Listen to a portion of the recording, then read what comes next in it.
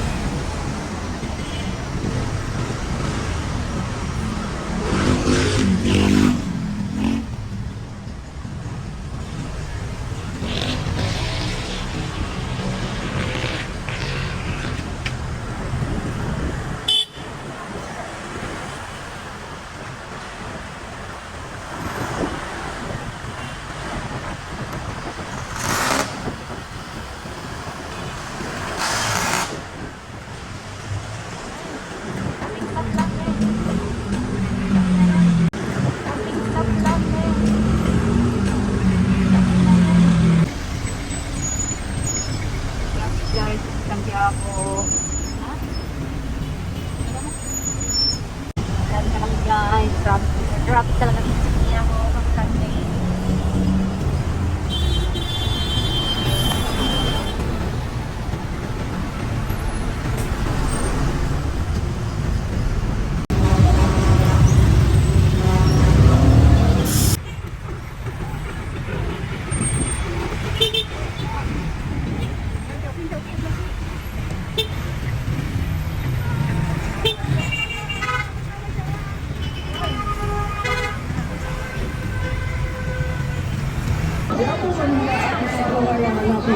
Sikat na sikat na nagtitinda ng fruit shake dito sa Quiapo kasi narinig ng fruit juice stand na ito dahil napag-alaman ko na may higit 30 years na pala silang nagtitinda dito sa Quiapo at minana na lang ni Aling Nene ang putasan na ito sa kanyang nanay na si Lola Esther. At ito nga nakikita natin kung naluluya at nalalasakan. Sobrang galing.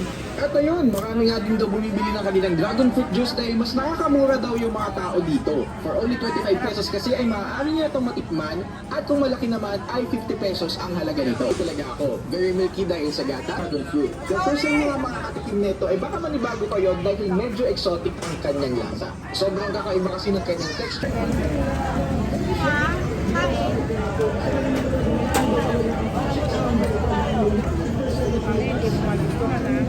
Yung isa po Japanese. Wala nang Japanese for chicken.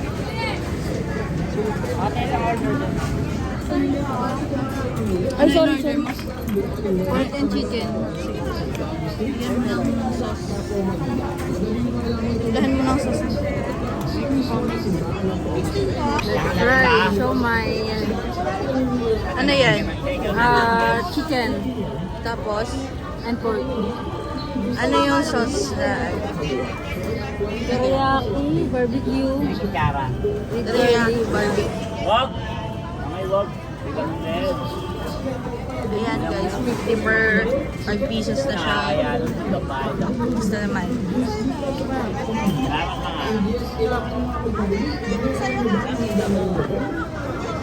Homemade. Homemade siguro.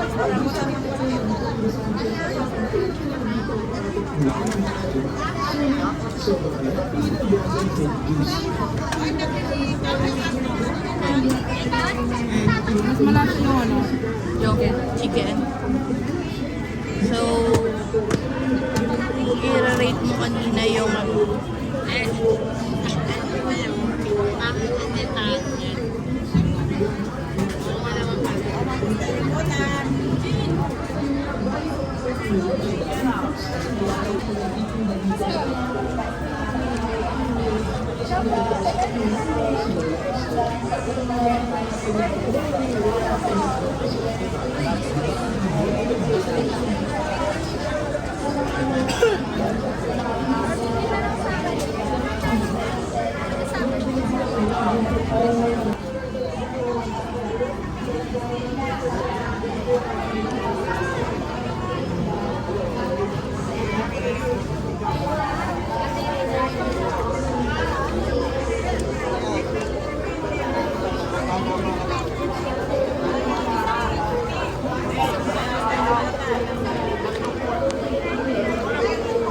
Daming tao guys.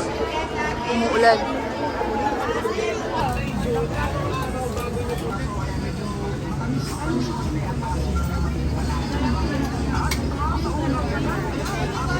Manila. Actually, nakuso na namin yung gantong pagkain sa Cebu, especially doon sa may Mandaue at sa may Cebu City.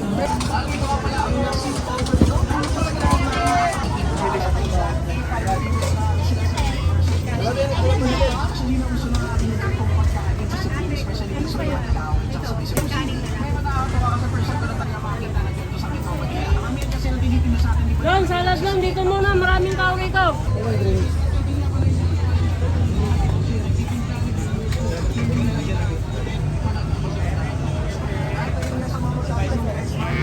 Para sa akin ni Ate Josie, mas ako na gumawa ng bagong alamang at nag-isip sa atin na dito na sila dito sa Kanya.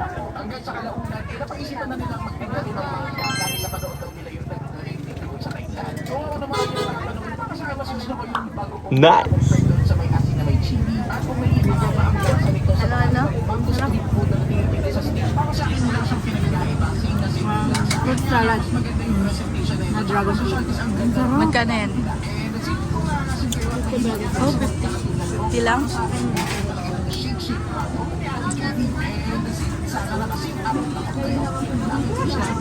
Alam nyo, minsan dito ako sa Quiapo at dito nalaman ko na yung sumika na puso. At talaga namang nag-trending na actually nagtaman nila sa Thailand. Eh, finally, meron na kami silang sariling version dito sa Metro Manila. Actually, nakuso na kami yung gantong pagkain sa Cebu, especially dito sa may Mandaue at sa Cebu City. Kaya nakakatawa sa person ko na talaga makita na ganito sa Metro Manila. Kami yan kasi natinitin sa akin na lang sa Cebu. Tapos, mura lang ako. Dito, hindi na sa Quiapo.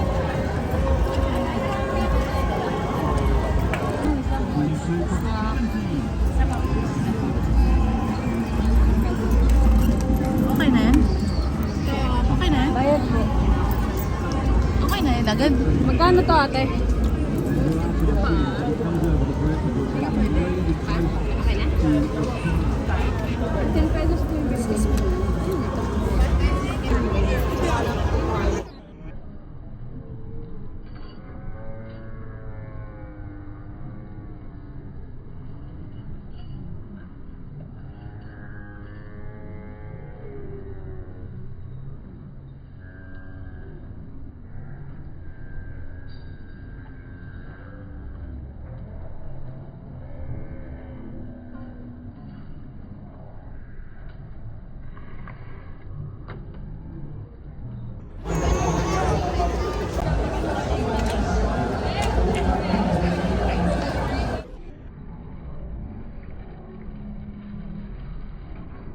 Tapos na kami mag-simba ni Pre and food vlog dito sa Quiapo. Lahat ng mga sikat na dinarayo ng mga sikat na vlogger is tinry din namin.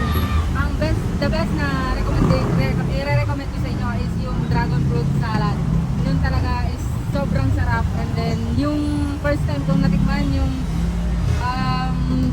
dried pusit na inihaw. Yun, first time ko siya pero nagustuhan ko siya. Ang sarap. Masarap din yung sausawan. So, ayun guys, pauwi na kami ni Pre. Sana nag-enjoy kayo sa aming vlog and more vlogs to come pa. And yung mga gustong may pagawa sa amin na i-vlog namin ni Pre, i-comment nyo lang down below. So, yan, huwag kakalimutan guys, please like, share, and subscribe to our page and